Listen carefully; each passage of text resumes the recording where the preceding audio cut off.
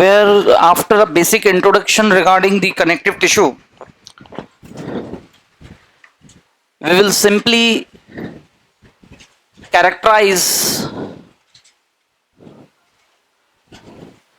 where we'll list out some points which help to characterize the tissue type to be recognized as connective tissue. Now, based on those all characteristics, soon we are going to experience about its basic structure.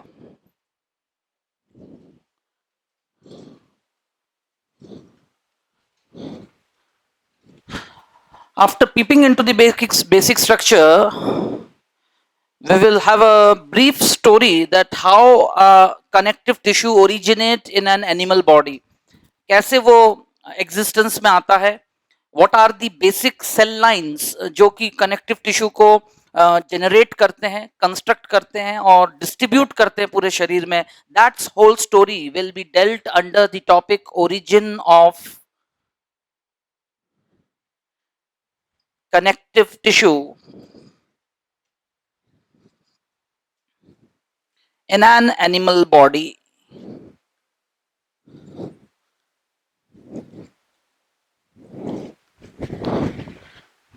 Soon thereafter, we will focus some light on its classification. After going through those basics, we would like to simply classify the tissue type under connective tissue. Classification of connective tissue. Indeed, while we experiences the different mode of connective tissue, definitely we will like to support with some exclusive finest examples of those types of connective tissue present in the body, and thereafter we will follow that classification chart under three heads. In near future, you are going to experience regarding connective tissue that it itself found in three basic formats, beginning with soft connective tissue, right? So soft connective tissue पर हम in general बात तो करेंगे ही.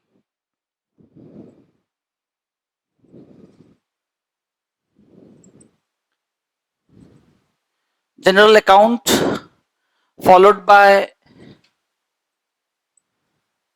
again its own basic characteristic of soft connective tissue, and finally its classification.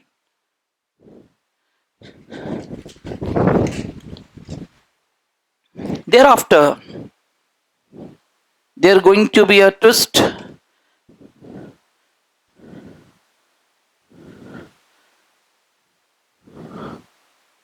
under different stroke. The next tissue type we would like to highlight is your hard oblique, better they are known as skeletal connective tissue. Now, why I have given the heading different stroke? Because there will be a twist in the explanation. Before I start on hard connective tissue and its characteristics and types and so on with some examples, simply I will start the chapter with a reference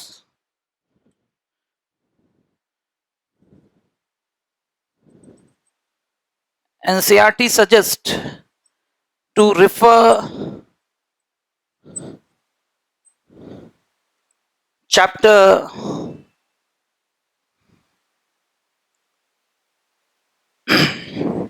11th class NCERT होगा तो मुझे देख के बताएं. Movement and locomotion जो chapter है that is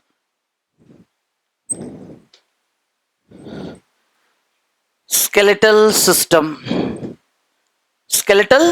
system, right?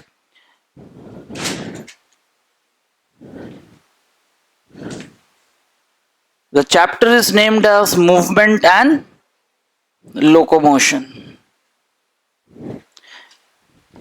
So in near future we are going to be within the topic of connective tissue, but with a different twist, to discuss and understand the details of hard connective tissue, which indeed have originated, evolved in animal kingdom. Just to construct what we are going to deal is skeletal system, the supportive system, the framework of animal body, just to contribute to a unique biological process, that is movement of any body part, or indeed complete displacement of the body of animal from one place to another, rather called locomotion, because all locomotions are a type of movement, but all movements are not. So ये जो punch line है, इसको साबित करने के लिए, just to justify the statement, we have to see and go through the features of skeletal connective tissue. Indeed, hard connective tissue are better called due to their functioning as skeletal connective tissue. So that will be our synchronization. हम एक तरह से skeletal system शुरू करेंगे. Then again back to the concept.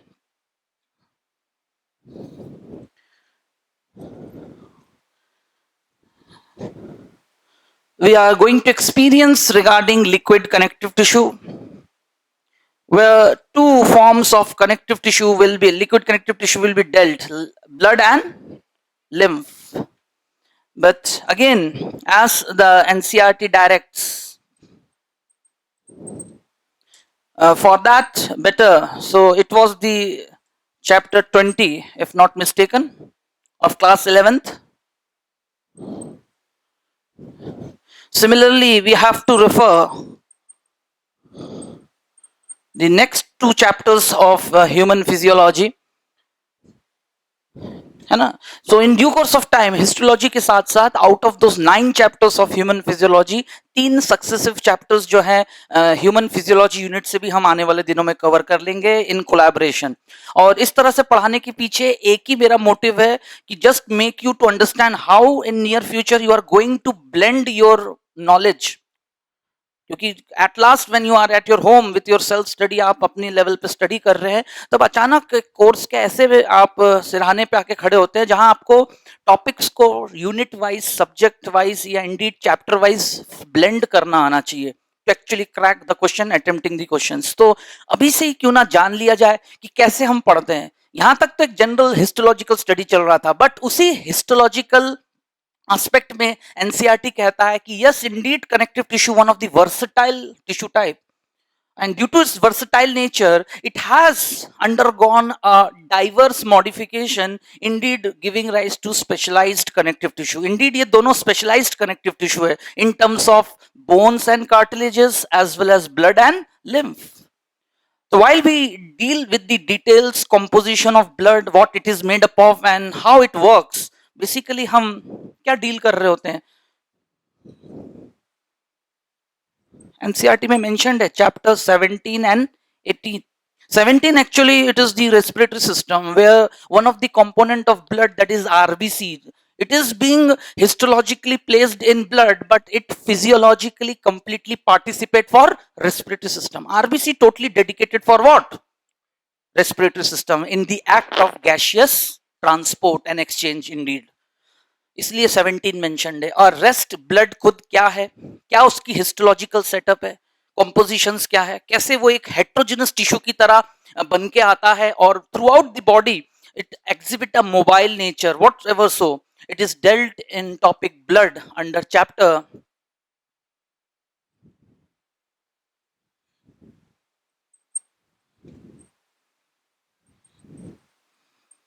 body fluids and circulation. I have mentioned the actual name of the chapter mentioned in. Basically we are going to deal two dual type of circulatory system in the body which are operating.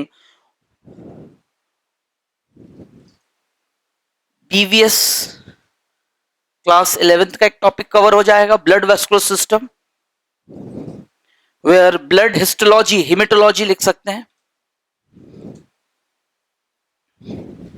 And while we deal with LVS, it is to cover the 12th class chapters course, immunity, and that will be the sequence. Class 12th, lymphatic vascular system. Body में मौजूद lymphatic vascular system, actually it is representing our immune system, third line of defense. It is the third line of defense. क्योंकि body का first line of defence आपने अभी last 2 week से experience किया, it was none other than epithelium tissue. और आज हम जिस टिश्यू पे बात करने जा रहे हैं, rather it is going to offer your second line of defense soon after if somehow our epithelium fails.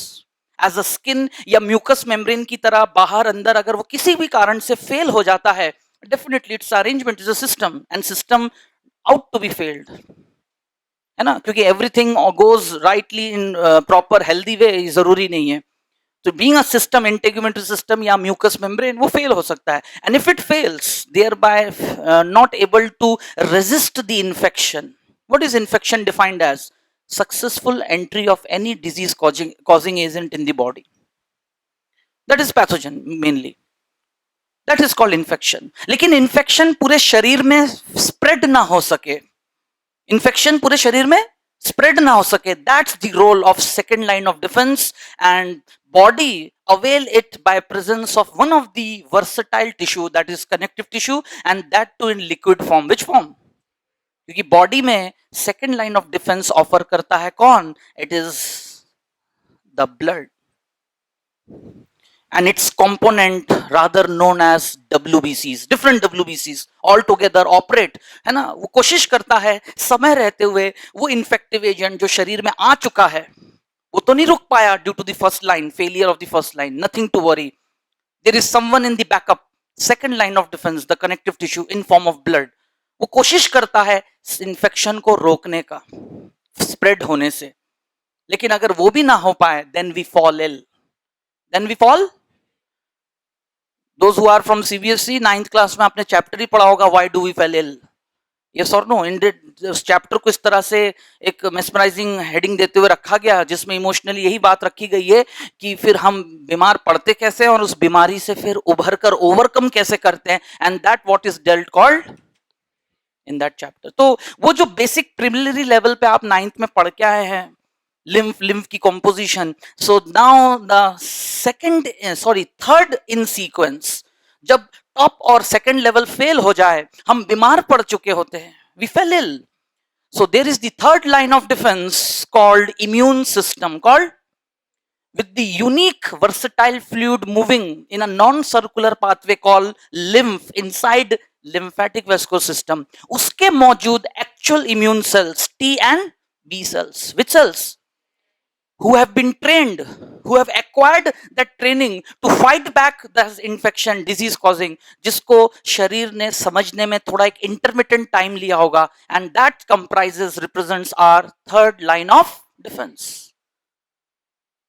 तो इस सीक्वेंस में हम पढ़ेंगे. रादर कनेक्टिव टिश्यू टॉपिक चल रहा है, but you have to feel that continuity कि कैसे हम 11th से जंप करते हुए फिजियोलॉजी, हिस्टो से फिजियो में, फिजियो के ना केवल 2 चैप्टर्स, स्केलेटल सिस्टम, और उसी चैप्टर का एक other side of the coin, सिक्के का दूसरा पहलू है, मूवमेंट के लिए सपोर्ट तो ये देगा, but to bring that movement an inherent force. कौन सा फोर्स?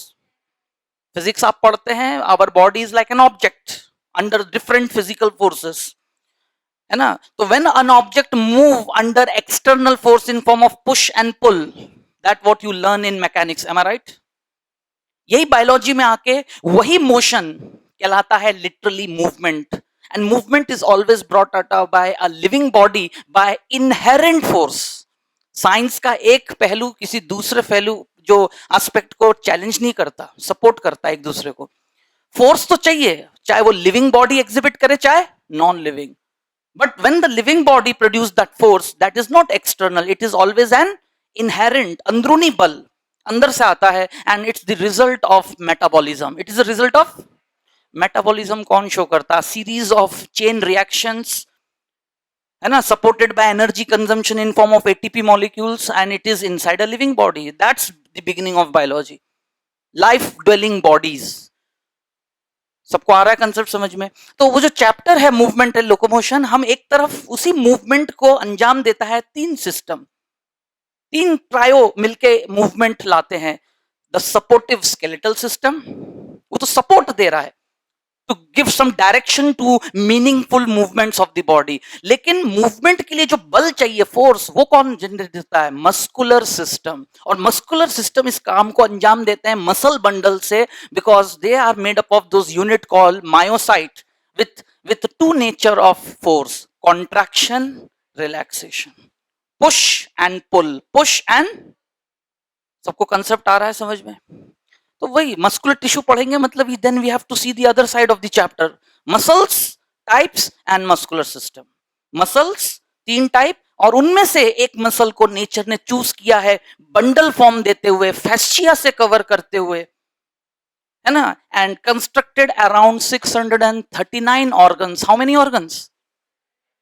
और वो जब बॉडी में छोटे अलग अलग जगह असेंबल होके शरीर में बनाता है muscular system, thereby justifying my the early day explanation, an organism body made up of n number of system, an organism body made up of n number of system, where each system is made up of n number of organs, are made up of, suppose say muscular system is made up of how many organs? 639 organs.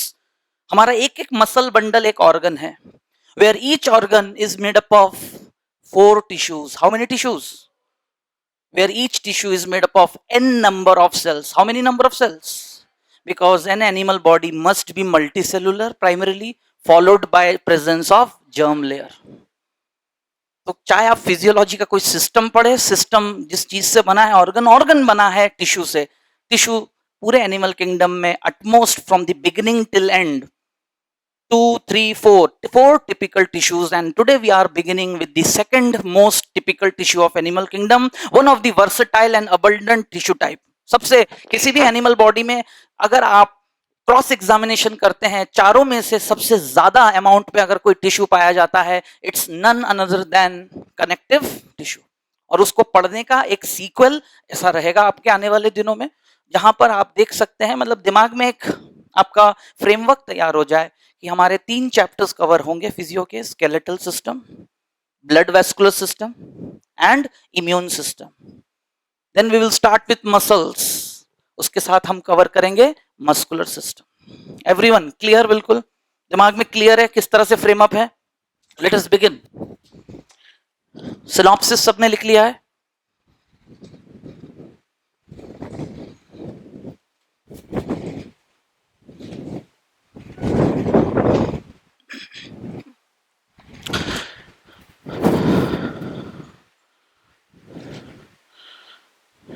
Introduction में 2 fact basis बातें आपके सामने मैं mention करने जा रहा हूं, और उसी फैक्ट को बेस लेकर हम आगे की बातें कैरेक्टराइज करेंगे और रिकॉग्नाइज करेंगे किसी भी गिवन टिश्यू को as an connective tissue.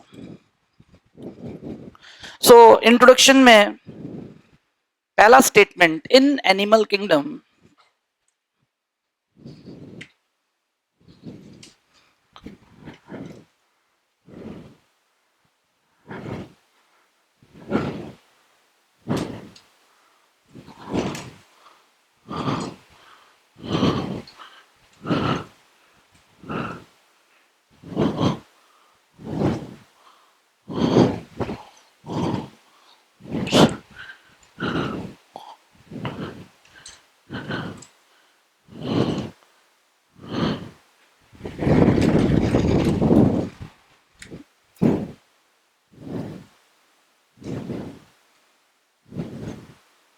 So this is one of the most recognizing point till date, right from the beginning when I have been discussing regarding tissues. बार बार इस बात को आपके सामने रखा गया था कि among animal kingdom we have already concluded that there could be possibly 4 typical tissues. But the very first next question arise, क्या चारों टिश्यूज वाकई में इस राइट फ्रॉम डे वन जहां से भी टिश्यू शुरू हुआ उनमें सब में पाया जाएगा? नहीं, it's a slow process, transcendental process, मतलब धीरे धीरे। और उस ट्रांसडेंसल प्रोसेस को मैंने आपके सामने एक टर्म दिया था, इवोल्यूशन। इवोल्यूशन खुद इज अ फोर्स ड्राइविंग, जो हिडनली काम कर रहा है और जो भी चेंजेस वो लाता है एज पर रिक्वायरमेंट, और सारे के सारे रिक्वायरमेंट एक साथ एनवायरमेंट में कभी नहीं अराइज होते। So these are some fundamental rules किसी भी चीज के पीछे जो भी हम देखते हैं कंस्ट्रक्शन और चेंजेस हमारे आसपास, बायोलॉजिकल वर्ल्ड, लिविंग वर्ल्ड में ऐसे चेंजेस को हम इवोल्यूशन कहते हैं। तो in case of the tissue formation, ठीक है, देयर आर 4 टिपिकल टिश्यूज, ये आज हम जानते हैं। लेकिन फील्ड में जाके जब हम सर्वे करते हैं, that science is called taxonomy, तो हम पाते हैं कि टिश्यू की शुरुआत भले ही सिलेंट्रेट से हो चुका था, बट शुरुआती 11 में से 10 फाइलम्स में टिपिकली 2 मिनिमम या मैक्सिमम 3 ही टिश्यूज पाए गए, and those are first epithelium, followed by nervous tissue, and at most muscular tissue. Connective tissue was missing in the first 10 phylum from Porifera till Hemichordates. और Indeed हम आज जिस connective tissue को truly discuss करने जा रहे हैं वो तो सिर्फ और सिर्फ पहली बार इवॉल्व हुआ ट्रू कनेक्टिव टिश्यू इन अमंग फाइलम कॉर्डेट्स। यानी अचानक से हमारे फ्लैशबैक में सबकॉन्शियस माइंड में डेवलप होना चाहिए कि फ्रॉम साइक्लोस्टोम्स टिल मैमल्स आप किसी भी एक कॉर्डेट को आग बंद करके चूज करते हैं स्पेसिमेन बॉडी की तरह, एंड इफ यू डेसिकेट उसको डेसिकेशन करते हैं और फिर है ना डिसेक्शन करते हैं और उसके शरीर में पाते हैं the presence of that tissue type जिसे आज हम पढ़ने जा रहे हैं, उससे पहले किसी में नहीं पाया जाता। नाउ द क्वेश्चन अराइज, ये जो स्टेटमेंट इंट्रोड्यूस किया गया है, ठीक है, एक कनेक्टिव टिश्यू को सही मायने में हिस्टोलॉजिकल स्टडी के लिए हमें कॉर्डेटा बॉडी को रेफर करना पड़ेगा, but the question arise what about the other invertebrates, non-chordates, the lower phylum from Porifera till Hemichordates? क्या उनका शरीर कंस्ट्रक्टेड नहीं है? क्या ऑर्गेनाइज नहीं है? क्या उनका एक लेवल ऑफ ऑर्गेनाइजेशन शरीर नहीं है? क्या उनको कोई ऐसा स्ट्रक्चर नहीं चाहिए जो उनके शरीर के सारे स्ट्रक्चर्स को उसी तरह की पैकिंग, बांधने का, अटैचमेंट का काम करे? Yes it do. तो point to be noted,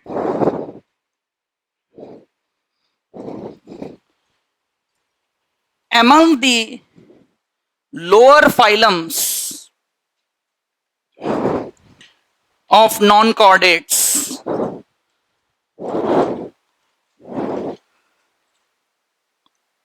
primitive,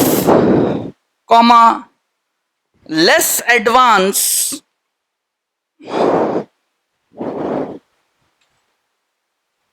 connective tissue like, क्योंकि आज आपके सामने कनेक्टिव टिश्यू का एक बेसिक स्ट्रक्चर कि उसमें मैट्रिक्स होता है, fibre, cells and many so much things, ऐसी बहुत सी बातें आपके सामने आएगा, वो है ट्रू कनेक्टिव टिश्यू को डिफाइन करता हुआ। जो एक कॉर्डेटा, जो कि सबसे ज्यादा कॉस्मोपॉलिटन, कॉर्डेट्स पूरी दुनिया में हर तरह के हैबिटेट इकोसिस्टम में आपको कोई ना कोई कॉर्डेटा फूड चेन में मिल ही जाएगा, दैट्स दी डाइवर्स फॉर्म। इतनी डाइवर्स हैबिटेट, बाकी सारे नॉन कॉर्डेट्स तो सब water aquatic condition, M I right, limited habitat, वही एक्वाटिक कंडीशन या तो मेरीन या फिर फ्रेश वाटर। तो पढ़ते समय यही तो गौर करने वाली बात है, टेक्सोनॉमी जो पढ़ा जाता है उसमें हर टॉपिक ही है, पढ़ते हुए गौर तो करो कि मेन बात क्या एनालाइज होकर आ रहा है। Why chordates are called cosmopolitan, बोल तो दिया, लेकिन उसको रटने की जरूरत नहीं है, खुद को जस्टिफाई करना आना चाहिए। आप आग बंद करके किसी भी कंड्यूसिव, फेवरेबल, बेहतर से बेहतर इकोसिस्टम और सबसे एडवर्स इकोसिस्टम में चले जाइए, आपको कोई ना कोई कॉर्डेटा रिप्रेजेंट करता हुआ मेंबर मिल ही जाएगा। This the diversity among animal kingdom. तो कहने का मतलब ये था मुझे कि इनमें तो इनके शरीर जो इतना कॉम्प्लेक्स है, डेफिनेटली उनको कनेक्टिव टिश्यू जैसा एक ग्लू अटैचिंग मटेरियल चाहिए था, नेचर ने उनको दिया। लेकिन what is about the rest other phylums जो लो नॉन कॉर्डेट्स में लोअर फाइलम थे, उनके शरीर को बांधने की क्या जरूरत नहीं थी, शेप और साइज और पैकिंग की जरूरत नहीं थी, था। लेकिन क्योंकि primitive body, primitive habitat, limited movements, body is not going to experience various diverse environment, hence nature ने उनकी जरूरत को ध्यान में रखते हुए उनमें एक अलग तरह का अटैचिंग स्ट्रक्चर देते हैं, और उनमें बहुत ही primitive, less advance connective tissue like, जैसा एक्चुअल कनेक्टिव टिश्यू नहीं, structures exist, they are what they are known by different names in different groups। आने वाले दिनों में जब टेक्सोनॉमी में आप देखोगे, I will reciprocate these terms in near future। They are either known as mesenchyme in some members, either they are known as mesoglea, किसी में उसको कहते हैं mesohyl, और indeed parenchyma। parenchyma उनमें कनेक्टिव टिश्यू नहीं था, बट कनेक्टिव टिश्यू के काम सब्स्टिट्यूट फॉर्म में करने वाले ये कंपोनेंट्स थे। You could just take an homologous example to our human society. घर सभी के बनते हैं, है ना। अब घर बनाने का बेसिक एडवांस मटेरियल क्या है? Cement, bricks and other accessories, apparels, जो इंटीरियर डेकोर में और सब कुछ आ जाता है, एवरीथिंग। लेकिन क्या हर किसी का घर उतनी एडवांस और हाईटेक बन पाता है? The more advanced socially elite group is who could afford that money, he could go for that construction. और वही घर किसी लोअर क्लास, लेबर क्लास में भी जाके आप देखिए बन रहा है, 4 बल्लियां लगा के पॉलिथिन और उससे बन रहा है। तो सी द टेक्सचर ऑफ घर, तो वो उसका ही है, बना तो घर ही है, primitive, less advance form, which can't resist the withstand different environment. Am I right? Try to understand. कोई बात नहीं, फ्रीक्वेंटली खराब भी होते हैं, फिर बन जाता है, रीजनरेट भी हो जाता है। लेकिन किसी बड़े आलीशान मकान बनने में भी जितना टाइम, तुरंत खराब भी नहीं होता, और खराब एक बार हो भी गया तो फिर तुरंत regenerate. Are you getting the homology of the example? Yes और नो? रूल्स मैं जो पढ़ा रहा हूं, this is not biology, this are the basic rules of life, जो नेचर ने हर जगह ऑपरेट कर रखा है, बस समझने और उसको समझाने का, और सारे एस्पेक्ट्स अलग हो जाते हैं थोड़े से। तो science of histology want to reveal, unit का नाम ही क्यों रखा गया, स्ट्रक्चरल ऑर्गेनाइजेशन। भाई ऑर्गेनिज्म का शरीर किसी शरीर का तो होगा, उसका शेप साइज होगा, लेकिन उसको बनाने के लिए किस तरह का कंपोनेंट इस्तेमाल हो, that what is called the science of histology. तो उस कॉन्टेक्स्ट में फिलहाल हम कन्फाइंड हो जाते हैं हमारे कोर्स को लेके, और हमें तो हिस्टोलॉजी एनिमल किंगडम में स्पेशली एक खास ग्रुप, उस ग्रुप में भी mostly all the topic have to be taken in reference by mammals. Who are mammals? Chordates, advance chordates, true chordates, vertebrate chordates. कैसे हैं? All vertebrates are chordates, all vertebrates are, but all chordates are not. सबको आ रही मेरी बात समझ में? Because some chordates are invertebrates also, protochordates. कौन? All vertebrates are chordates, but all chordates are not, because some chordates are invertebrate, जिनमें notochord ही रह जाए या फिर गायब हो जाए। And such primitive chordates, protochordates are of two types, cephalochordata, urochordata. And this all phenomena suggest, justify कि हर अच्छे चीज की शुरुआत बिल्कुल प्राइमरी लेवल से ही होता है, और समय के साथ उसमें एडवांसमेंट आता है और उसके वर्जन्स चेंज होते जाते हैं। उसके क्या चेंज हो जाते हैं? वर्जन्स। वर्जन चेंज होना मतलब बेसिक स्ट्रक्चर सेम रहेगा, फीचर्स ऐड होते जाना, जो उसको गिवन एनवायरनमेंट में और अच्छे से अच्छे पनपने में, सरवाइव करने में, और उस सर्वाइवल वैल्यू को ही हम एडेप्टेशन कहते हैं। क्या कहते हैं? देखो कैसे साइंस का हर टॉपिक इंटर रिलेट होते जाता है। एक समय के बाद आपको मतलब इस तरह से चीजों को एनालाइज करना आना चाहिए।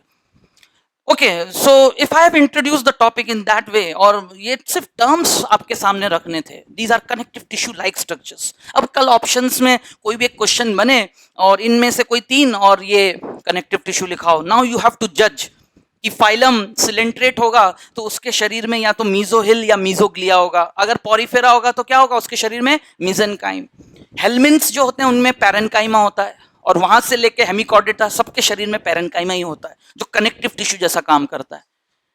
तो these questions are basically not of histology, ये सब टेक्सोनॉमिक की फीचर्स के क्वेश्चंस हैं, जिनको मैं आपको इसी के साथ पढ़ा दे रहा हूं। क्यों? क्योंकि रिलेटेड टू टिश्यू ही तो है, और यही तो कंसेप्ट है। Now, after introducing the topic, let us highlight among chordates the next typical tissue type, what we have to learn today, called true connective tissue. What it is, how to recognize among the 4 sample given as a specimen. Microscope में आप एक close microscopic vision देते हुए आप predict करते हैं the given specimen is of a connective tissue. इतना जो आपने स्टेटमेंट दिया वाइवा में, ये 4 माइक्रोस्कोप रखे, 4 स्लाइड्स रखे हैं। Slide number C is connective tissue. अब किस टाइप का वो एक अलग बात है, लेकिन है वो कनेक्टिव टिश्यू। ये बात आपने किस बेसिस पे बोला? It means it might have got some characteristics as a tissue. उसकी कुछ कैरेक्टरिस्टिक्स है जो शायद स्लाइड नंबर ए में आपने नहीं देखा, उसको तो आपने एपिथेलियम लिख रखा था। स्लाइड नंबर डी में आपने नर्वस टिश्यू लिख रखा है, स्लाइड नंबर बी में आपने मस्कुलर टिश्यू लिख रखा है। तो अचानक से गिवन स्पेसिमेन में से आपने कनेक्टिव टिश्यू की पहचान कैसे की? That's the question. So let us go through the characteristics of connective tissue now.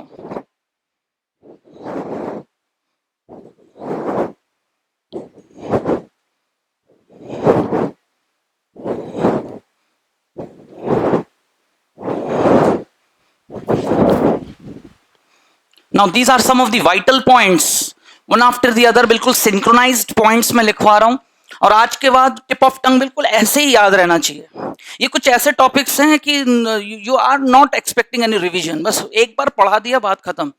ये ऐसे ही याद रहने चाहिए। देयर आर सर्टेन टॉपिक्स जिनको पढ़ाते ही मैं बोल दूंगा you need some frequent revision, लेकिन किसी भी सब्जेक्ट में किसी भी यूनिट के हर चैप्टर को रिवाइज करने के लिए समय आप निकालते रहेंगे तो that's a sign of weakness.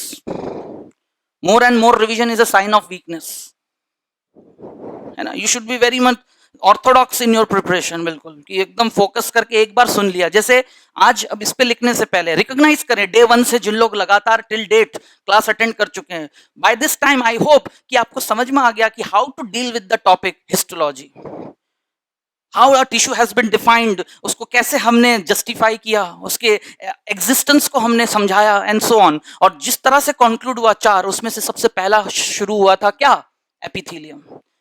And if it was epithelium, how to recognise epithelium, 15 points बिल्कुल सिंक्रोनाइज लिखवा दिए गए, और उन्हीं बातों को एनालाइज करते हुए जैसे ही हम उसको लागू करते हैं, the soon as we amend those features, तो एक बेसिक स्ट्रक्चर सामने आता है। फिर उसके बाद ऑर्डर पता चल गया, then deviations and disorders.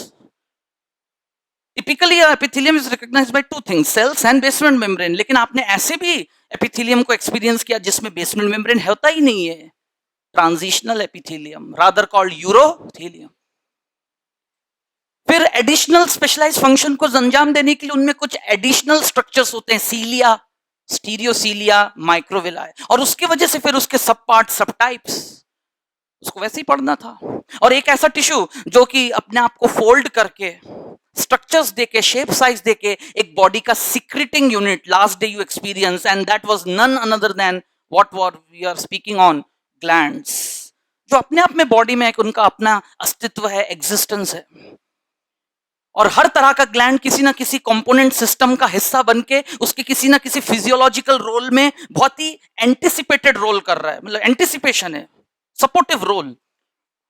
Imagine the whole digestive system without glands on those exclusive secretions जो अलग अलग एरियाज में अलग अलग केमिकल स्टेट में फंक्शनल और होकर अपने काम को अंजाम देते हैं, and hence justifying the definition of digestion, what we recognise, breakdown of those complex molecules into monomers. तब तो आगे की बात होगी absorption. So thanks to the glands, what are glands? How they come into existence? It is none other than due to epithelium tissue, glandular epithelium. कौन सा epithelium? तो मेरा कहने का मतलब है शांत मन से कभी भी आप बैठे 15 मिनट के अंदर आपको एक एक टिश्यू रिवाइज हो जाना चाहिए एक दिन, ऐसा सिंक्रोनाइजेशन, इतनी स्किल आ जाना चाहिए आपको तैयारी में कि ऐसे टॉपिक्स के लिए you do not have to panicky given ample hours, घंटों घंटों बैठे हैं, what is epithelium tissue, it is made up of this that, and वैसे वो क्लास 9-10 की तरह थोड़ी कि कॉपी खोल के फिर पढ़े जा रहे हैं मिनट के, नो, वो तो एक बार समझ लिया, लिख लिया। क्यों मैं डिक्टेट कर रहा हूं, क्यों मैं बोर्ड पे लिख रहा हूं डायग्राम्स, आप एक बार अपने हाथ से पूरा लिख के बना के, और बिल्कुल यहाँ प्रेजेंस ऑफ माइंड ऐसा रहना चाहिए, बिल्कुल सीधा यहाँ पर, है ना, इंक्रीज योर जीबी, अपने हार्ड डिस्क में स्टोरेज बढ़ाएं, है ना, all are seem to be 2 GB 3 GB, increase it to 132 GB for this rest of the year. आप अपने हार्ड डिस्क का स्टोरेज कैपेसिटी कितना बनाएंगे, 132 GB, specially for biology, specially for lot of information. चाहे जितनी भी कंसेप्ट्स के साथ चीजें पढ़ा दिया जाए, ultimately you have to recognise and remember. आ रही मेरी बात समझ में? That ability you should have, and it is going to help you out till your end of your profession if you happen to enter your medical college. आखिरी दिन तक doctor बन के क्लिनिक में बैठ के भी तुम जो अपना प्रैक्टिस कर रहे होंगे अपने एक ही फीचर पे, तभी तुम एक अच्छे डॉक्टर बन पाओगे, and that is your memory power, that's your, क्योंकि जो डायग्नोसिस सिखाया जाएगा वहां भी वही सिखाया जाएगा।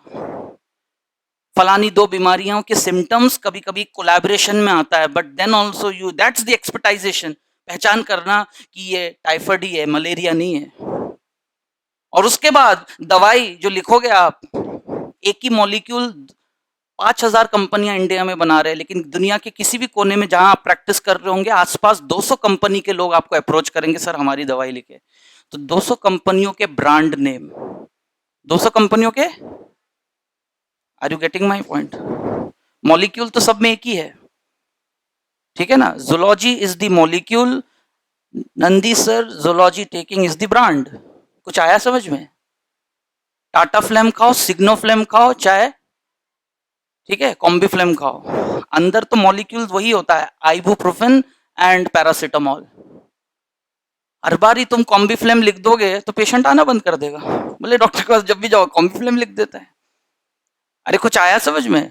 तो you have to remember at least 10 names in your practice life. अरे कुछ आया समझ में? तो what actually knowledge I want to impart? Memory, कि फलाने वो मॉलिक्यूल या फलाने मॉलिक्यूल के साथ कॉम्बिनेशन में मार्केट में एडवांस किस किस नाम से आ रहा है, किस किस कंपनी का। डायग्नोसिस अपनी जगह, इसलिए समय समय पे एमआर विजिट करते हैं, डॉक्टर्स को बताते रहते हैं सर अब ये आया ये आया। Why the doctors entertain the MR? उनको those are the backbone of their practice. तो जो मेमोरी आपको आखिरी तक चाहिए, उसी मेमोरी को तो मैं आज से डेवलप करने के लिए कह रहा हूँ। फॉलो फॉलो तो करो, आपको कैसे और कैसे लिंक करके पढ़ाया जा रहा है। जब तक वो आप अप्रोच नहीं करोगे वो नहीं हो पाएगा, वो चीज आएगा ही नहीं कभी। Everyone, should I start? Connective tissue, right? Now how to characterise connective tissue?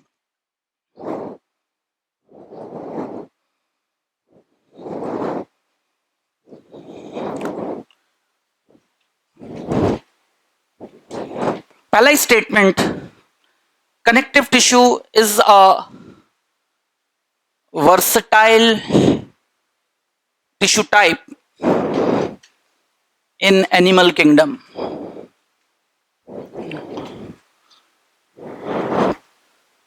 Now just to justify the statement, आप देख सकते हैं इसी को सपोर्ट करता हुआ 3 statement. It is packing oblique attaching tissue. It is a supporting tissue. It is a transporting tissue. Primarily तो connective tissue as the name, literally नाम से ही समझ में आ रहा है, टू मेक कनेक्शन, कनेक्टिविटी लाना बाय अटैचमेंट्स, पैकिंग। हर बॉडी के ऐसे किसी स्पेस जहां कहीं भी गुंजाइश है वो वहां पर फिलअप होके सपोर्ट करता है, पैक कर देता है, अटैच कर देता है आसपास के स्ट्रक्चर्स को। तो in due course of evolution body organisation में बॉडी कैविटी बनना क्यों जरूरी था? रिकॉग्नाइज करे, फाइलम प्लैटीहेल्मिन्थ्स तक एनिमल्स आर एसिलोमेट। कैसा होते हैं? इंडीड प्लैटीहेल्मिन्थ्स में ऑर्गन लेवल कैसा, 2-4 ऑर्गन्स बन गए थे बट नॉट ऑर्गन सिस्टम। तो सारे ऑर्गन्स दूर दूर एक दूसरे से इंडिपेंडेंट होके, क्योंकि सारे काम को एक ऑर्गन अंजाम दे देता था। लेकिन जैसे ही एस्केल्मिन्थ्स और एस्केल्मिन्थ्स के बाद एनालिडा बना, बाय दैट टाइम नेचर ने एश्योर किया कि एक ऑर्गेनिज्म की बॉडी को डिजाइन करके सिमिट्री देते हुए, सिमिट्री तो चलो बाहर से, लेकिन अंदर ही अंदर पहले जगह बना ले, accommodation space. That biological accommodation space is called coelom. क्या कहते हैं उसको?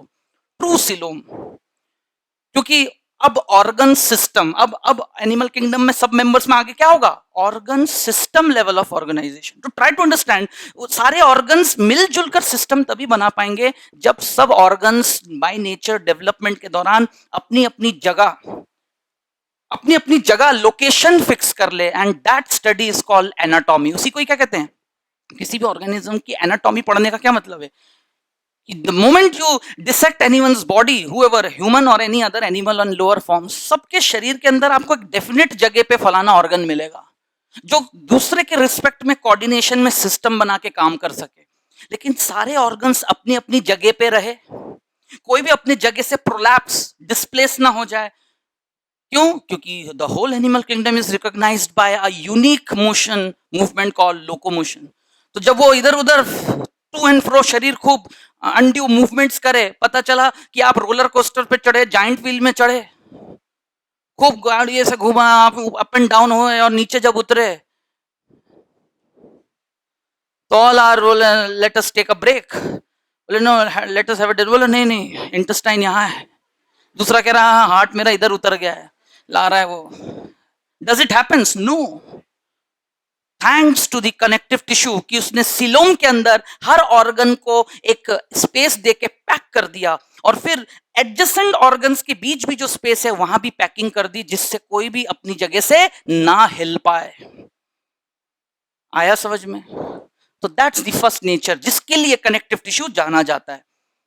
लेकिन यही जाके कनेक्टिव टिश्यू खत्म नहीं होता। Connective tissue has a versatile, बहुमुखी प्रतिभा से संपन्न, वर्सटाइल। क्या कर रहा है ये? सपोर्टिंग टिश्यू, क्योंकि there are many such functions. तो in due course of time evolution में ऑर्गेनिज्म का शरीर और अच्छे से इवॉल्व हुआ और बेहतर बना। Shape and size, shape and size को मेंटेन करने के लिए फ्रेमवर्क चाहिए। फ्रेमवर्क शरीर में कोई हार्ड स्ट्रक्चर ही दे सकता है, ढांचा।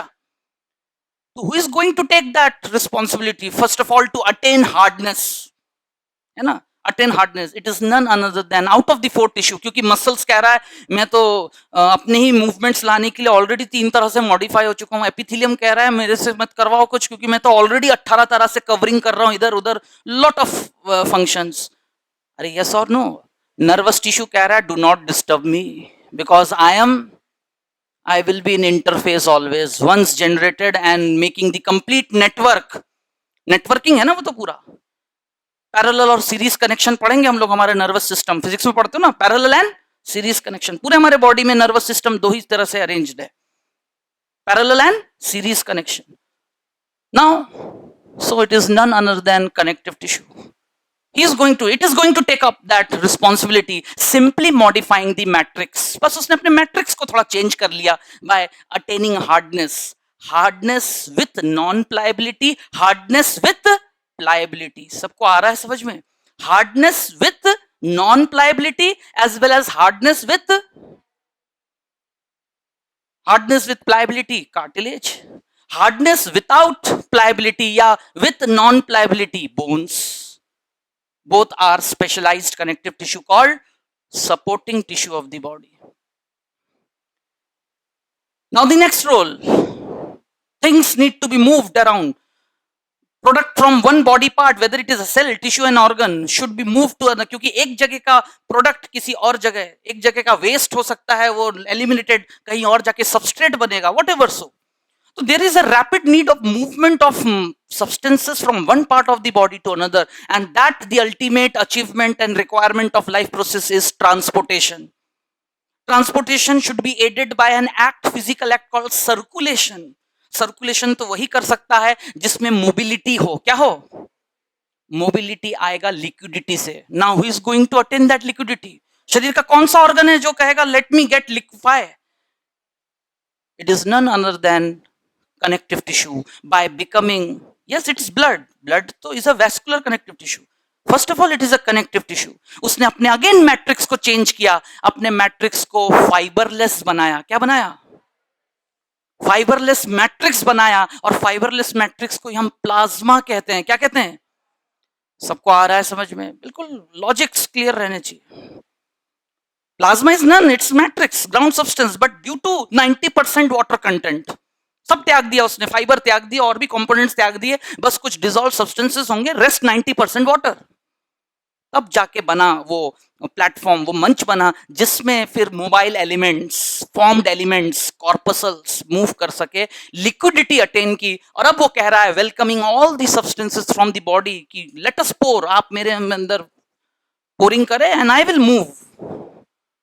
सबको आ रही मेरी बात समझ में? Hence connective tissue has another face of versatility, that is it is acting as a transporting tissue. और ये तो सिर्फ पर्दे का एक तरफा है, it is on the screen, behind the screen connective tissue और modify होता है।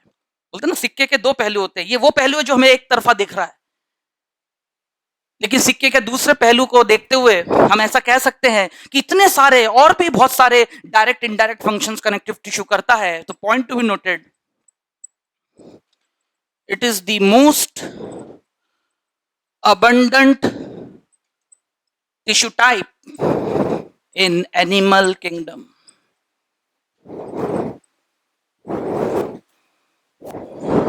It is the most abundant tissue type in the animal kingdom या in animal body, in an animal body. और हमें पता है एनिमल किंगडम में chordates में पाया जाता है। किसी भी कॉर्डेटा के शरीर में चारों टिश्यूज मौजूद होंगे, लेकिन सबसे ज्यादा अमाउंट में कौन होगा? Connective tissue. It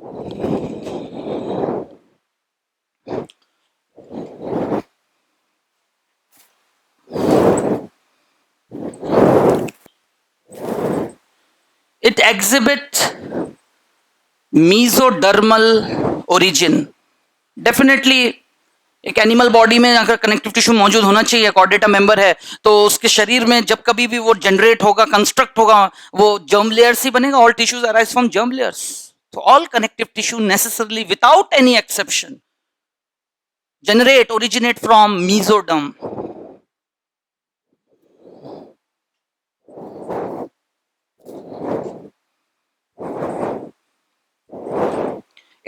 This tissue offers second line of defense. This tissue offers second line of defense to body.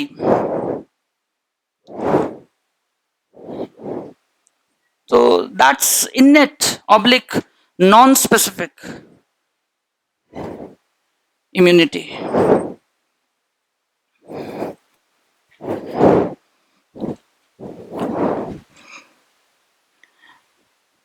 It offers second line of defense to the body. Soon after, epithelium, which has been crossed by pathogen due to some anomaly, शरीर में कुछ गलतियां हो गई हैं, घाव हो गया है, वुंड के फॉर्म में एनामोली है, कुछ दिक्कत है basic, where it has not been failed to perform that protection. तो somehow the pathogen has entered. तो सुन, तो रिकॉग्नाइज करो. क्यों मैं डायग्राम्स बनाता हूँ, आप इमेजिन तो करिए. आपके सामने ट्वाइस थ्राइस मैंने डायग्राम बनाया स्किन का. The top most layer epidermis made up of epithelium, stratified epithelium, keratinised, जो कि खुद अपने आप में जर्म प्रूफ, वाटर प्रूफ है. ये तो एक ऑर्थोडॉक्स स्टेटमेंट है, प्रोवाइडेड एक इंसान का शरीर इंटैक्ट हेल्दी स्किन से बना है. लेकिन थ्रू आउट लाइफ ऐसे दिन आते हैं, है ना, एक्नेस, ब्रोनोज, पिंपल्स आते हैं, चोट लग जाती है, कहीं से खरोच लग गया, मतलब एक्सपोजर हो गया, ब्लीडिंग स्टार्ट, कहीं चोट लग गया, आप कुछ वर्कआउट कर रहे थे, यू हैड एन वुंड. अब कहाँ इन स्किन इंटैक्ट रहा. चेहरे पे, शरीर पे कहीं भी एक फुंसी होती है, पॉस्ट्यूल्स, तो पस निकल गया, वो रिजल्टेंट कुछ दिन एक्सपोज है. तो those are the areas for infiltration, घुसपैठ. इन्फिल्ट्रेशन, कोई भी एंटी सोशल एलिमेंट अगर क्रॉस बॉर्डर पॉलिटिकल बैरियर को तोड़ते हुए किसी गलत मंसूबे से अंदर करता है, वी कॉल इट इन्फिल्ट्रेशन, घुसपैठ कहते हैं. यही कोई पैथोजन एंटर करता है तो हम उसको क्या कहते हैं, इन्फेक्शन. क्या कहते हैं, इन्फेक्शन. तो बात को आप समझे. तो स्किन का डायग्राम ठीक है, किसी कारण से वो हट गया है. अब नीचे कौन मौजूद है, dermis. Dermis is made up of in general what, connect. फिर वो किस तरह के कनेक्टिव टिश्यू को बना है वो एक बात की बात है, लेकिन बना तो कनेक्टिव टिश्यू का है ना. और उसमें मौजूद है ब्लड वेजल्स. क्या मौजूद है, एपिथेलियम इज एवेस्कुलर, लेकिन कनेक्टिव टिश्यू इज, अभी आएगा, पॉइंट्स लिखूंगा मैं. सबको आ रही मेरी बात समझ में. और अगर वहां मौजूद है तो ब्लड में मौजूद है मैक्रोफेज. क्या मौजूद है, तो ब्लड, और blood is a liquid connective tissue. As a liquid connective tissue, या खुद इंटैक्ट पूरा कनेक्टिव टिश्यू जहां वहां पर है ना, वो बैक्टीरिया को क्या कर देगा, इमोबलाइज. क्योंकि मैट्रिक्स के अंदर अगर वो पेनिट्रेट भी कर गया तो वहां पर वो हिलना फुलना बंद कर देता है, और कुछ दिन बाद वो खुद ही खत्म हो जाएगा. या फिर उसे मैक्रोफेज, वहां मौजूद जो है हिस्टियोसाइट्स, कौन, हिस्टियोसाइट्स, एक तरह के फैगोसाइटिक सेल्स, वो खा जाएंगे उसको. और ऐसा करते हुए ये बाय बर्थ हम सब में मौजूद है, नथिंग स्पेशल कि तुम में नहीं है, फिर तुम में है. एज अ ह्यूमन स्पीसीज ये हम सब की प्रॉपर्टी है, by birth property. That what we mean by innate, by birth, non specific immunity, which is a line of defense, second line of defense.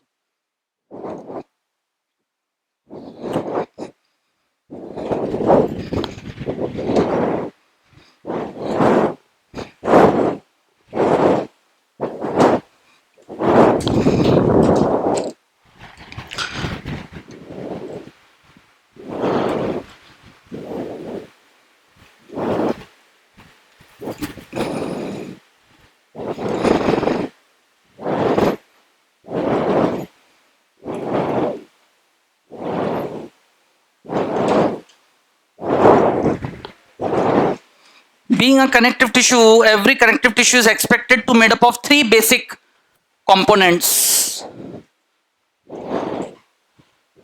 First of all, it has a ground substance called matrix. then definitely it has got some cell types and some series of fibers.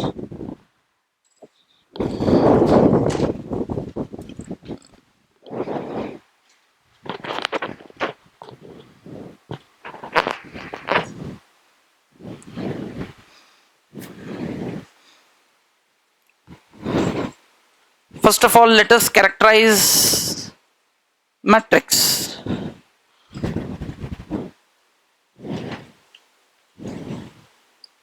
The ground substance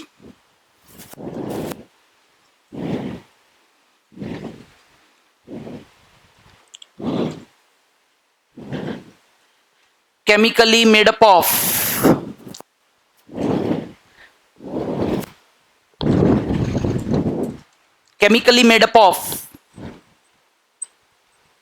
mucopolysaccharide. Actually, matrix of soft connective tissue in general और basement membrane of epithelium chemically एक ही होते हैं, लेकिन अंतर यह है कि उनमें सेल्स बेसमेंट मेम्ब्रेन के ऊपर विदाउट इंटरसेलुलर स्पेस अरेंज्ड है और इसमें सेल्स एम्बेडेड धसे हुए हैं, फैले हुए हैं, स्कैटर्ड है दूर दूर with intercellular space. That's the difference. अब क्वेश्चन ऐसी तो बनेंगे कि which basic property differ the epithelium tissue from connective tissue though they have same chemical ground substance. याद करिए, बेसमेंट मेम्ब्रेन एपिथेलियम टिश्यू में किससे बने होते हैं? म्यूकोपॉलीसेक्राइड, जो खुद किसकी दो दो कंपोनेंट्स की कंपोजिशन है, the cementing material plus glycoproteins. तो फिर यहां मैट्रिक्स क्यों कह रहे हैं? क्योंकि टेक्सचर चेंज हो जाता है, अरेंजमेंट चेंज हो जाते हैं, है ना, उसका ऑल ओवर व्यू चेंज हो जाता है. The matrix the ground substance chemically made up of mucopolysaccharide hyaluronic acid plus glycoproteins. So that was all about matrix.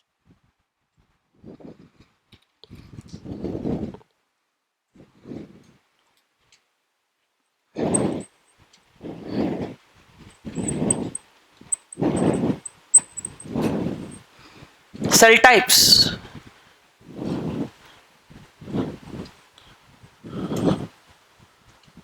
A connective tissue is characterized by presence of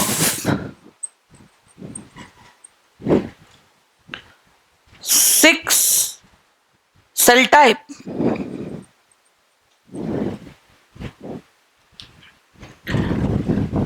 in general के connective tissue की पहचान जो है characterised bye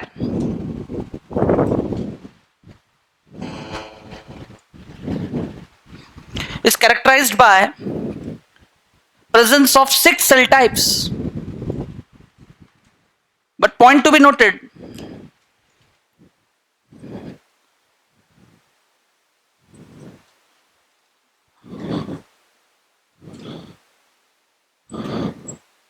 a connective tissue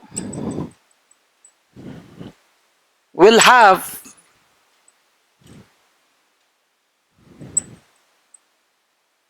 either of cell type at a time. मतलब किसी भी connective tissue में पूरे के पूरे 6 सेल्स एक साथ कभी नहीं मिलेंगे. 6 तरह के सेल्स एक कनेक्टिव टिश्यू में हो सकते हैं, लेकिन उन 6 में से एट अ टाइम किसी भी एक कनेक्टिव टिश्यू में कुछ 2, किसी में 3, किसी में 4, किसी में कोई एक, उन 5 में से. Now this is the basis of classification कि किस कनेक्टिव टिश्यू में इन 6 में से कौन सा सेल टाइप मौजूद है, वो फलाना टाइप का कनेक्टिव टिश्यू है ना. आगे चल के यही तो क्लासिफिकेशन का बेसिस है. Point to be noted, okay, cell types, there could be at most 6 cell types among the connective tissues. There are different connective tissues, broadly 3 types: soft, hard and liquid. लेकिन हर connective tissue में 6 के 6 पूरे sales एक साथ कभी नहीं मिलेंगे. Point to be noted, a connective tissue will have either of the cell type at a time out of the 6. ये ध्यान रखें. And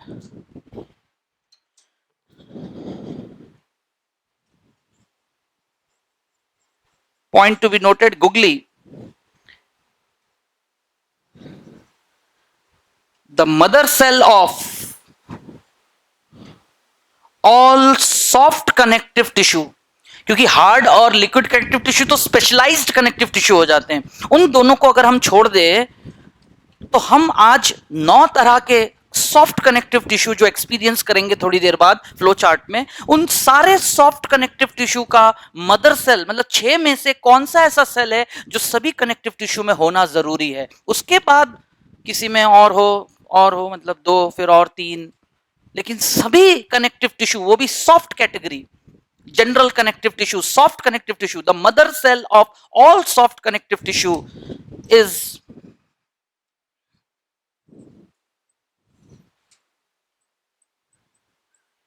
fibroblast. कौन से cells? Fibroblast. This is a correct statement.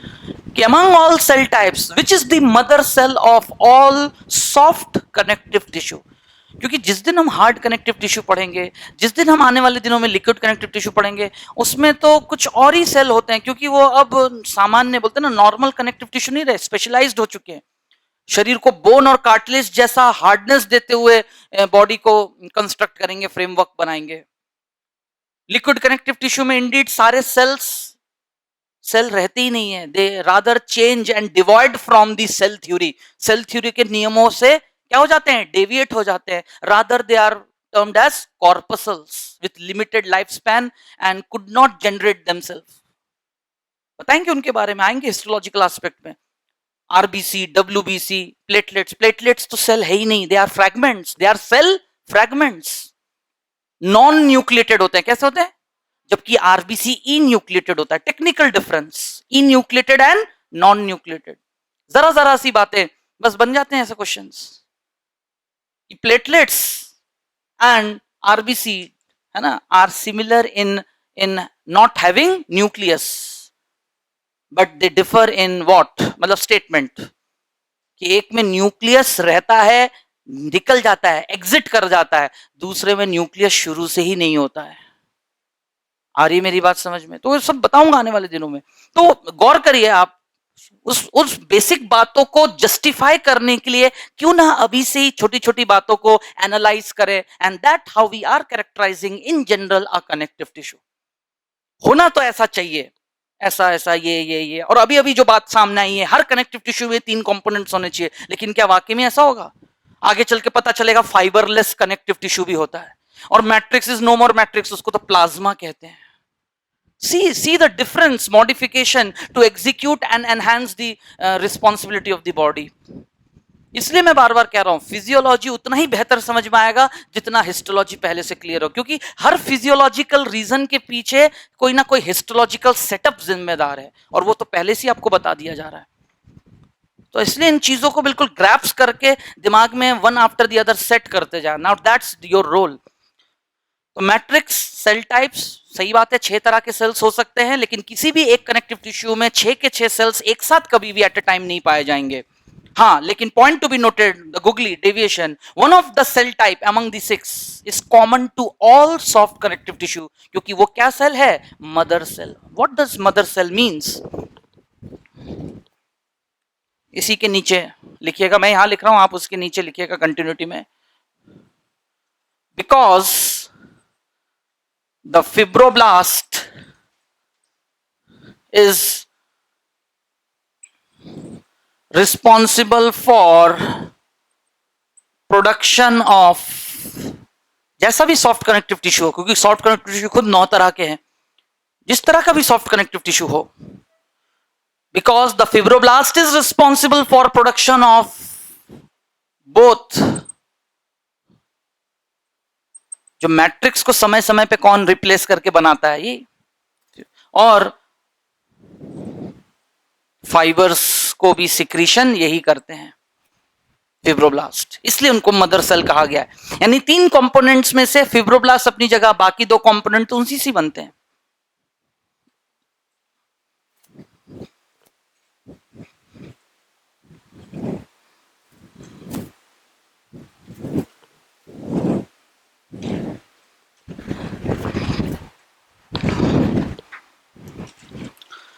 So that was regarding cell types. अब आते हैं हम fibres, next component पे, fibres.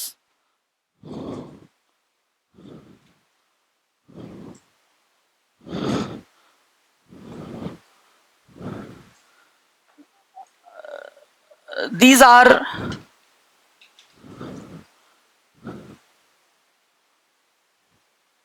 protein made, chemically protein होते हैं। These are protein made filamentous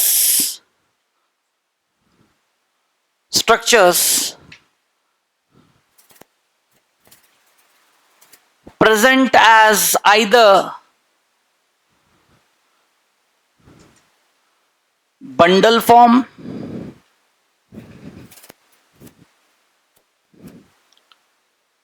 या नेटवर्क फॉर्म। ये फाइबर्स फिलामेंटस प्रोटीन से बने हुए स्ट्रक्चर्स हैं जो कि या तो बंडल फॉर्म की तरह मैट्रिक्स में स्प्रेड आउट हैं या नेटवर्क, जालेनुमा, जाल जैसे, नेटवर्क जैसे।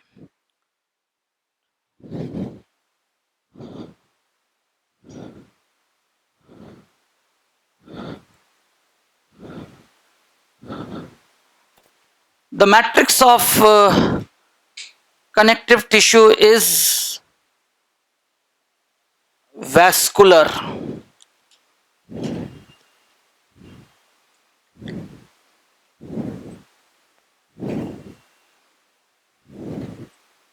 Blood supply well developed. Blood supply well developed.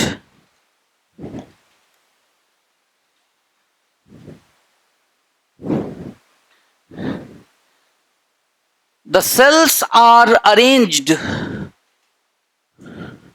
या cells are embedded लिखना ज्यादा सही रहेगा। The cells are embedded inside the matrix and scattered.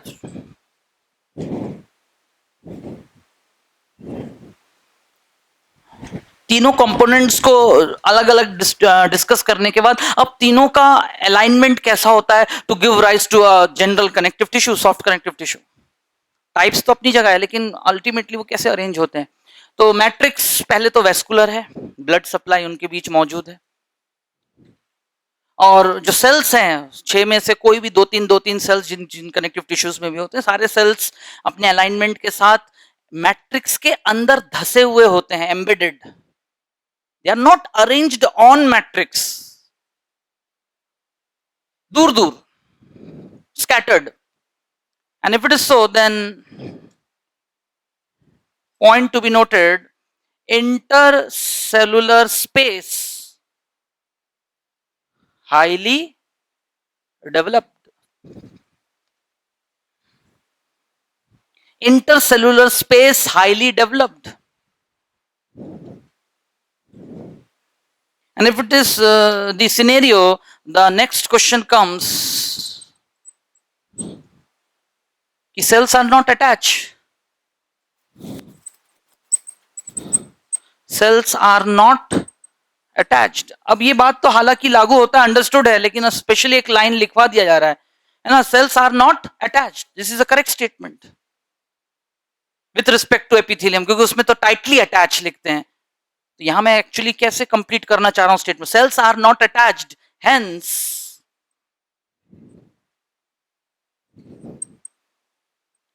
Cell junctions absent, cell junctions absent.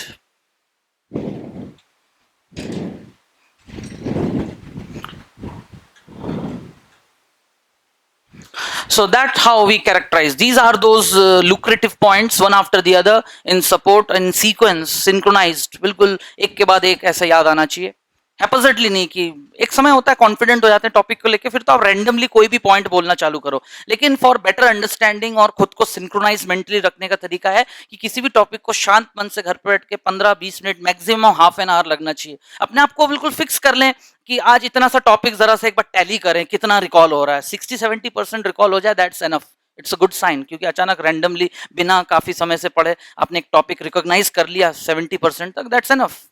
30% क्या होते हैं जो फैक्ट्स एंड फिगर वाले पॉइंट्स से, एग्जाम्पल से कभी कभी याद नहीं आते, दैट्स ह्यूमन एरर। वो मेरे साथ भी हो सकता है, बोलते बोलते ऐसे भूल गया, दिमाग से उतर गया वो example. That's not the sign of intelligence. Sign of intelligence is कि किसी भी टॉपिक का जो एक बेसिक कनेक्टिविटी और कंसेप्ट है वो दिमाग से स्लिप नहीं होना चाहिए, क्योंकि उसको डेवलप करने में आज जो आपने समय आप इन्वेस्ट कर रहे हो, ये रोज रोज थोड़ी करोगे।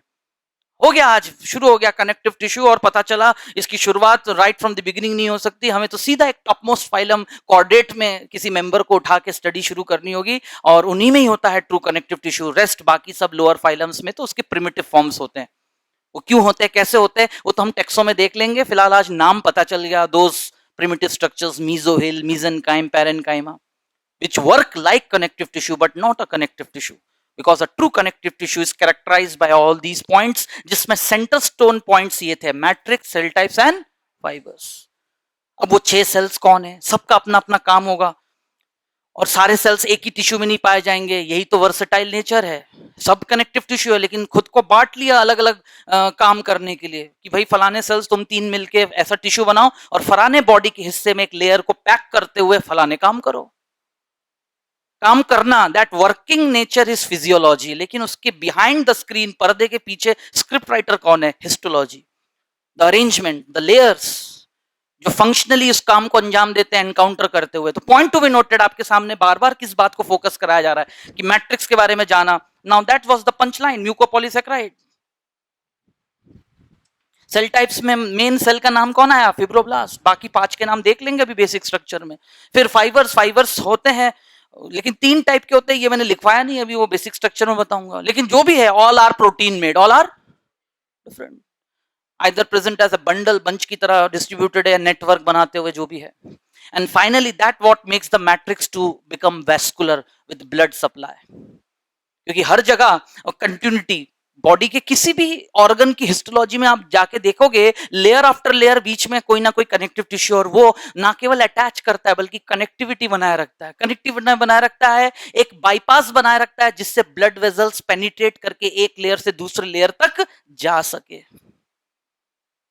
ठीक है, and that's whole arrangement. Now all these characteristics could be better listed in form of basic structure.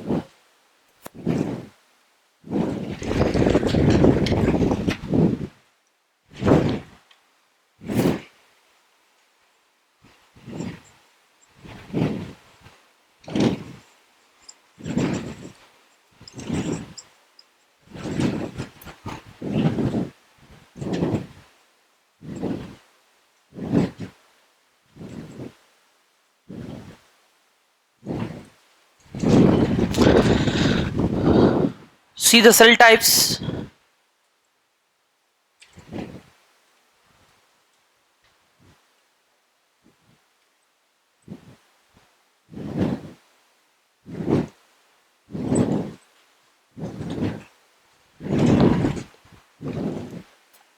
The foremost cell type, fibroblast, followed by mast cells. Thereafter, मैं लिख यहाँ मैक्रोफेज रहा हूँ, but basically they are better called histiocytes. And why so, and what they are known by different names in different regions of the body. That makes the peculiar question pattern of PMT. तो हम आते हैं उस पे, पहले तो यहाँ listing कर लिया जाए। मैक्रोफेजेस, ये तो मैंने एनसीईआरटी को ध्यान में लिख के लिस्ट लिख रहा हूँ। Fibroblast, mast cell, macrophages. इसके अलावा होते हैं plasma cells, lymphocytes, and at last one of the typical cell type जो rare of the rarest है, that is fat containing cells, adipocytes. और पिकुलियरली ये जिस टिश्यू में मौजूद होता है उसमें फिब्रोब्लास्ट नहीं होता। मेरा स्टेटमेंट अपनी, इसलिए मैंने गुगली लिखा था। Word googly is being used by me in the like explanation because whatever statement given उसको deviate challenge करता हुआ वो phenomena, therefore I use that word, exception in biology। Mother cell तो होना चाहिए, all typical soft connective tissue, that's correct, that's the rule. लेकिन इस rule को कौन सा टिश्यू है जो फॉलो नहीं करता है आगे चल के? Adipose connective tissue. कौन? क्योंकि उसमें तो सिर्फ दो ही चीजें होती हैं, matrix and only single cell type, fat containing cells, adipocytes. No fibre, no mother cell, बस एक बार बन गया मॉडिफाई होके as a fatty layer, body के अलग अलग ऑर्गन्स में वो मौजूद होते हैं to give that compression bearing resilience, shock absorbing property. या थ्रू आउट बॉडी, स्किन के नीचे, याद करिए एक डायग्राम जो बहुत सारे कंसेप्ट्स रिकॉल करा दिए थे, कुछ याद आ रहा है? डे 1 स्किन का डायग्राम जब मैंने बनाया था, आपने देखा था वहां मैंने 3 तरह के टिश्यूज, 4 तरह के टिश्यूज एट अ स्ट्रेच आपके सामने बना दिए थे। Epidermis made up of stratified keratinise squamous epithelium. Dermis, dermis भी खुद 2 लेयर्स के होते हैं, upper layer and lower. Upper layer में होता है loose connective tissue, lower layer में होता है डेंस कनेक्टिव टिश्यू। और डर्मिस के नीचे कनेक्ट करने का काम तो करेगा ही, but it is the reservoir, insulated layer, hypodermis. और हाइपोडर्मिस किसका बना होता है? Adipose connective tissue. किसका बना होता है? क्यों, कैसे, उसकी भी types and other reasoning question आने वाले दिनों में सामने आएगा। बट इन जनरल आज हम बात कर रहे थे connective tissue sharing a basic structure where should have those 3 components, matrix, cell types, और इन 6 में से दो तीन सेल्स मिलकर किसी ना किसी एक कनेक्टिव टिश्यू में eight a time, right. And at last fibres,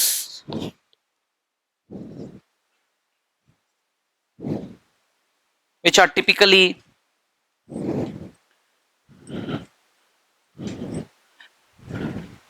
could be of 3 types, either collagen or elastic fiber or rather reticular fiber, reticular fiber।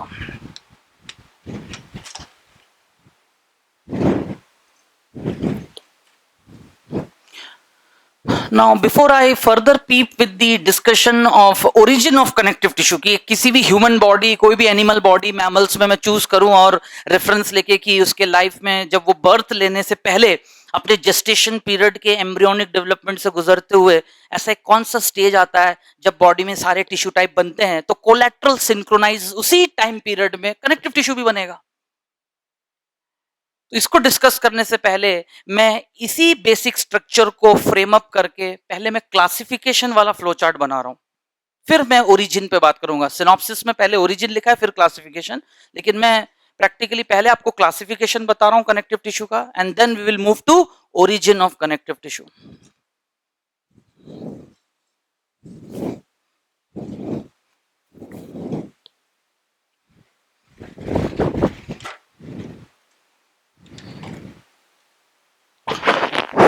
यहां तक सबने लिख लिया है?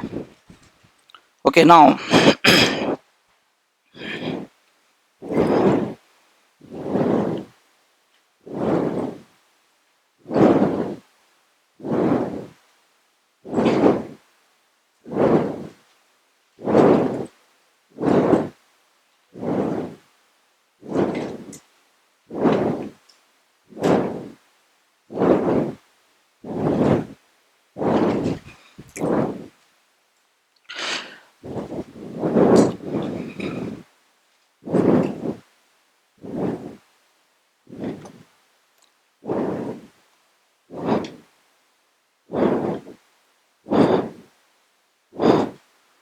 So primarily while discussing regarding connective tissue, point to be noted,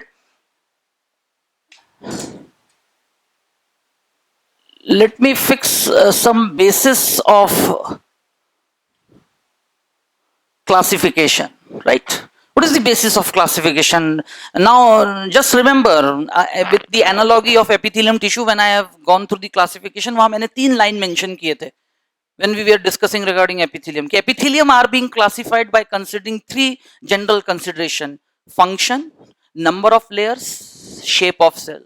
Similarly, while to understand regarding the various connective tissue type, including all those 3, soft, hard, liquid, सब एक साथ classify कर देंगे फ्लो चार्ट में, ठीक है? भले हमें फिर पहले सॉफ्ट पढ़ना है, फिर उसकी भी सब टाइप्स 9, लेकिन दिमाग में एक कहना एक सिंक्रोनाइजेशन, एक सीक्वेंस, जिसमें हैपोजेडली कभी पैनिक ना हो कि खुद को एक समय के बाद एब्रप्ट फीलिंग आए ऑकवर्ड की ये पढ़े कि ये छोड़े, ऐसा नहीं, बिल्कुल सिंक्रोनाइज्ड. तो there are 3 consideration. Number, first of all, nature of matrix. Matrix कैसा है? फिर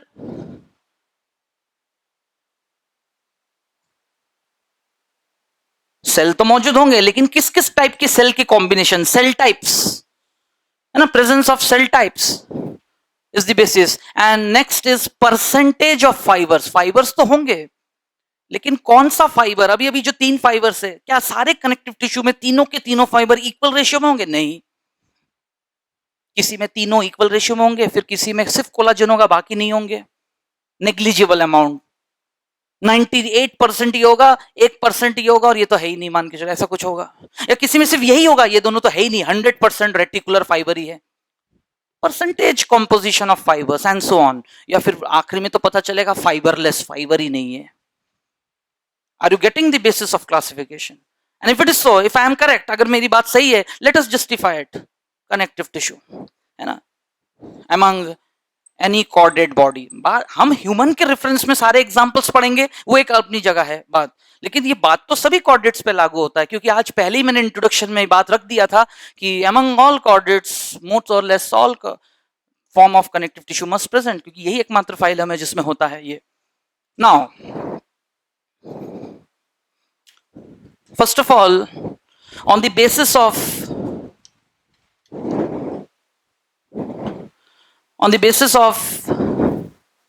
matrix, connective tissue is broadly of 3 types.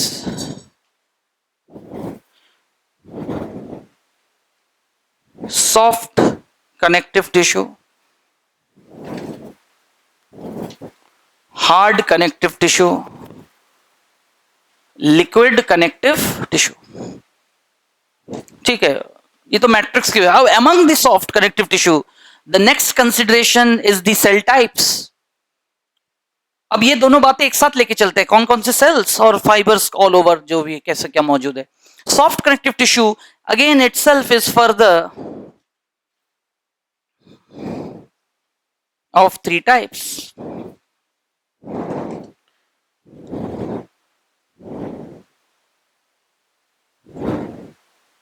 Areolar connective tissue, जिसे लूज कनेक्टिव टिश्यू भी कहते हैं, और इसका कोई सब टाइप नहीं है. हाँ, फिर ये मेन कनेक्टिव टिश्यू है. अमंग द कनेक्टिव टिश्यू सबसे अबंडेंट टिश्यू कौन है? Connective, areolar. सारे चारों टिश्यूज में सबसे अबंडेंट कौन? Connective tissue. लेकिन among the connective tissue the most abundant, जो बॉडी में वर्सटाइल, हर जगह किसी ना किसी लेयर कहीं ना कहीं मौजूद ही है, एरियोलर. ये सब साबित हो जाएगा आज जो मैं बातें सिर्फ बोल रहा हूं, because we are characterising connective tissue. Systems पढ़ते हुए हर जगह लूज फलाना लेयर है, ये लूज कनेक्टिव टिश्यू का बना है. किसी भी ऑर्गन, एक कहीं भी स्ट्रक्चर मतलब मौजूद है हर जगह. इसका कोई सब टाइप नहीं है. हाँ, इसमें 6 में से 5 सेल्स होते हैं, सिर्फ एडिपोज छोड़ के 5 सेल पूरे के पूरे होते हैं. तीनों फाइबर्स मोर और लेस इक्वल पाए जाते हैं.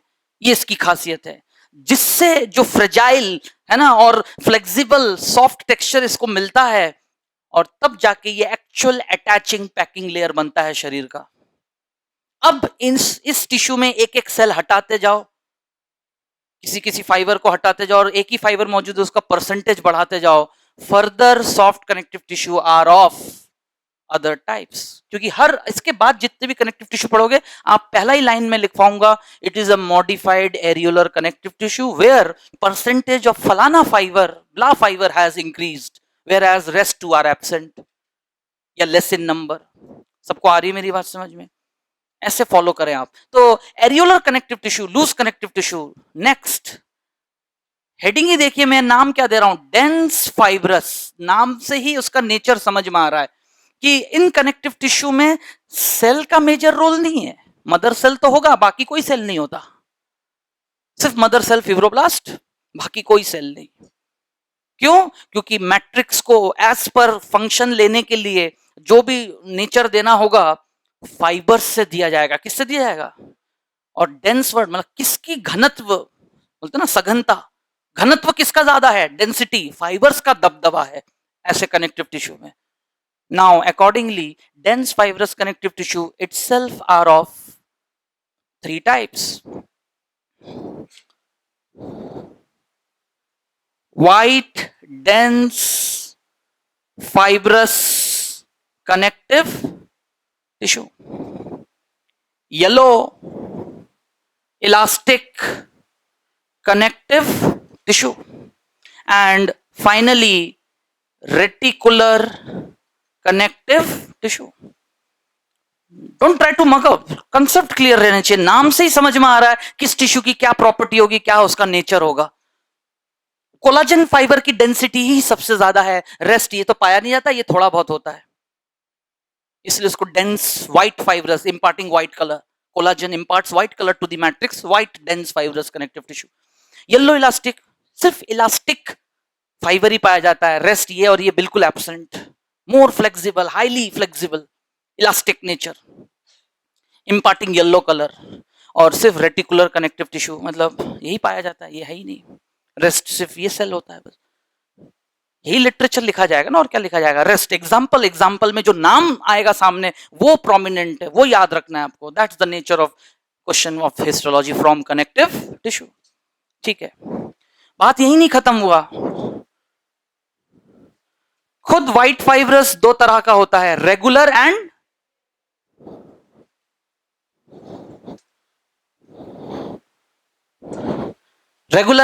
इर्रेगुलर। और thereafter nature still didn't stop, और उसने कुछ खास बातों को ध्यान में रखते हुए सॉफ्ट कनेक्टिव टिश्यू को भी स्पेशलाइज कर दिया by bringing some versatile modification, क्योंकि it's the versatile tissue type among the 4 tissues। हालांकि एपिथेलियम भी इतनी वैरायटी 18 तरह से पाए जाते हैं, लेकिन इनका एक अलग एग्जिस्टेंस और नेचर ऑफ वर्क है जो कि एपिथेलियम भी कभी नहीं कर सकता, भले 18 तरह के हैं। Specialized connective tissue itself is of 3 types: pigmented connective tissue, mucoid connective tissue, and finally adipose connective tissue। और जैसा मेरा हमेशा कहना है, मैं कभी ज्यादा तो पढ़ाता ही नहीं हूं, एडिपोज कनेक्टिव टिश्यू खुद दो तरह का है, white adipose connective tissue and brown adipose connective tissue। So you could experience over here 10 soft connective tissue। कितने connective tissue? खुद soft connective tissue 10 types, 1 2 3 4 5 6 7 है ना, 8 9 टाइप्स। कितने टाइप्स? 9। क्लियर? बट एनसीईआरटी में सिर्फ 4 मेंशन्ड है। कितने?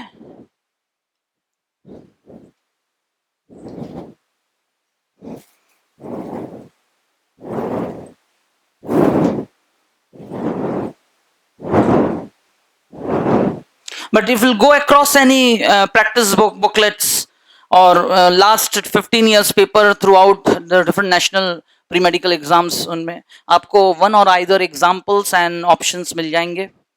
So you should be always ready to encounter such questions। उसको out of NCERT नहीं होना चाहिए, है ना, उस चीज से आप बाहर निकले।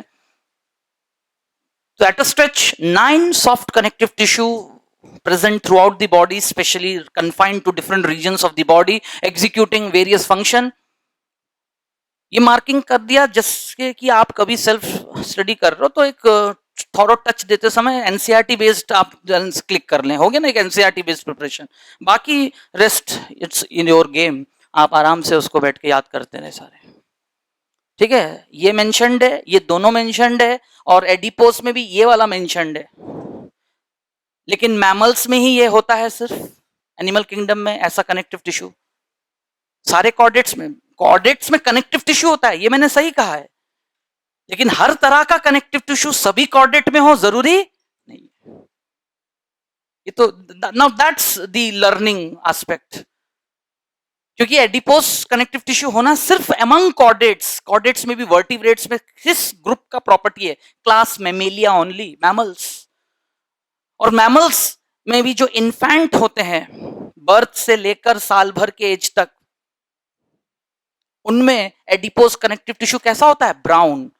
साल भर जैसे जैसे खत्म होने को आता है, by that time it transform into white and through out adult body. आज हमारे शरीर में जो हाइपोडर्मिस है और एक 6 महीने के बच्चे के शरीर में जो हाइपोडर्मिस है, दोनों में डिफरेंस है। हम में व्हाइट एडिपोस है, उसमें ब्राउन। क्यों, कैसे, क्या कारण है? Now these are the reasoning question. वो तो लेटर पार्ट है, पहले इतना याद तो हो जाए, अगेन पहले इतना याद हो जाए, फिर रीजनिंग करेंगे।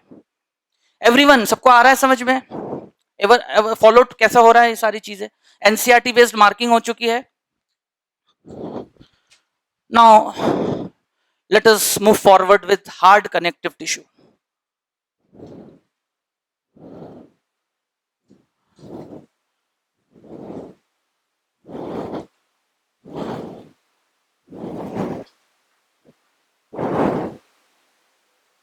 We have to experience two types of skeletal connective tissue, cartilage and bones. Cartilage, in near future you are going to experience 3 types: hyaline, elastic and fibrous.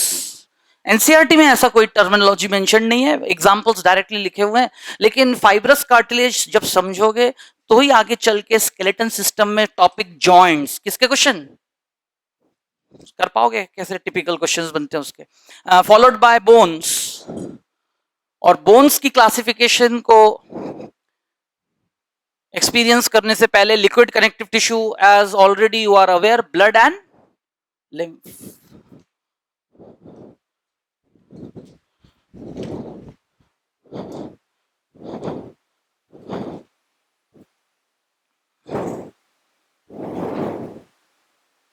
Bones are being classified and studied under 3 heads on the basis of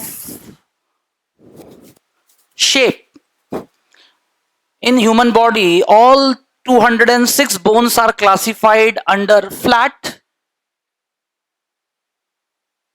short bones, long bones and irregular. Next, on the basis of formation,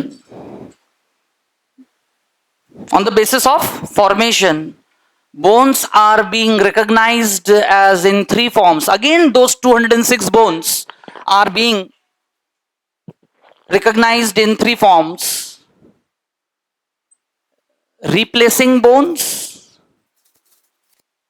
membranous bones, sesamoid bones. Replacing, membranous and sesamoid. And at last but not least, on the basis of histology, microscopic structure. Bones, we will experience the explanation under 3 headings: shape, formation and histology. On the basis of histology, bones are recognized in 2 forms, and they are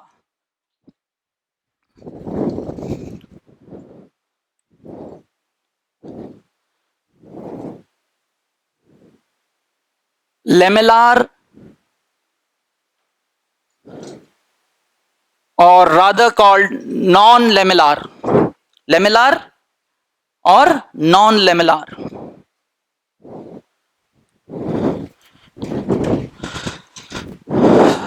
So that will be the code of conduct in near future, है ना. From tomorrow onwards we will follow this sequence after experiencing an explanation on origin of connective tissue.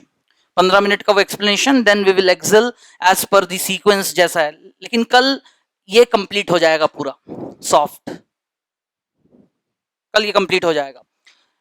Next यानी Thursday को actually hard connective tissue को समझने से पहले मैं heading दूंगा मूवमेंट एंड लोकोमोशन, इंट्रोडक्टरी बात करके, then I will give the heading skeleton system. क्या बोलूंगा?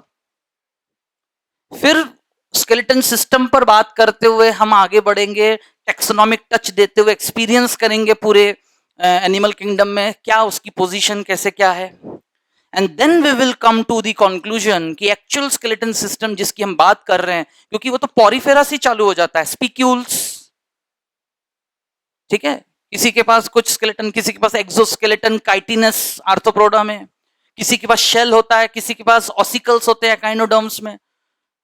But are they true skeleton system? No, they are non living, they are not made up of tissues, inorganic and dead material से बने हुए. मतलब living tissue, tissue से बनने वाले true living endoskeleton is the property of only vertebrate chordates. कौन से chordates?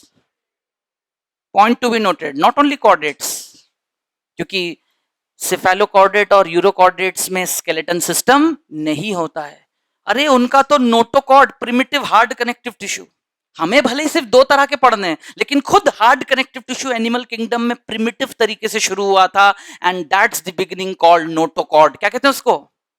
ऐसे करके हम धीरे धीरे चीजों को रखेंगे सामने. Then I will come to the conclusion. Let us experience the system made up of one of these specialized connective tissue called hard connective tissue. Then what is cartilage? What are bones? उनका histological structure. यानी again we will in the histology topic. और फिर कैसे, क्योंकि आज ही जाके आप घर पे 15 मिनट स्केलेटन सिस्टम वाला चैप्टर का पहले 2 लाइन पढ़ के तो देखिए, human endoskeleton is made up of around 206 bones and few cartilages. 206 bones and what are those few cartilages? What are those bones? How they are recognized? पहले वो पढ़ेंगे, फिर उससे असेंबल होके हमारा स्केलेटन बनता है axial and appendicular. Axial and,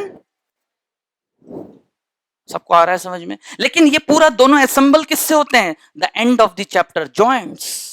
किससे असेंबल होते हैं? Joints. That's the continuity of the explanation. सबको आई बात समझ में? एवरीवन बिल्कुल क्लियर है पिक्चर? क्योंकि मेरे पता नहीं, लास्ट डे आप जब रिवाइज कर रहे हो तब पता चला कोर्स का बोलता ना हेड और टेल आपके दिमाग में नहीं है. मतलब उस समय मैं बिल्कुल नहीं सुनना चाहूंगा कि सर वो ऐसा और वैसा, ये हो गया, ये नहीं याद आ रहा. हम साल भर मजाक नहीं कर रहे हैं. आ रहा है मेरी बात समझ में सबको? दैट्स अ ग्रेट सिन, ऐसा महापाप जिसका कोई पश्चाताप नहीं है फिर. अरे आ रहा है समझ में? You have 8 months from now, और अपने आप को बिल्कुल बूट्स ऑन कर लीजिए. हर दिन 1.5 घंटे क्लास लग रही है, 2, दैट डजंट मैटर. आपने क्या गेन किया, क्या अचीव किया? आज थोड़ा पढ़ा, लेकिन वो दोबारा पढ़ने लायक और कुछ ना कुछ छूटे उसमें. जैसे आज घर पे जाके 15 मिनट लगना चाहिए. What is connective tissue, how it has begun and till date हमने कहां तक कंडक्ट किया, कैसे पूरा. Everyone clear? बिल्कुल एकदम क्लियर. Thank you.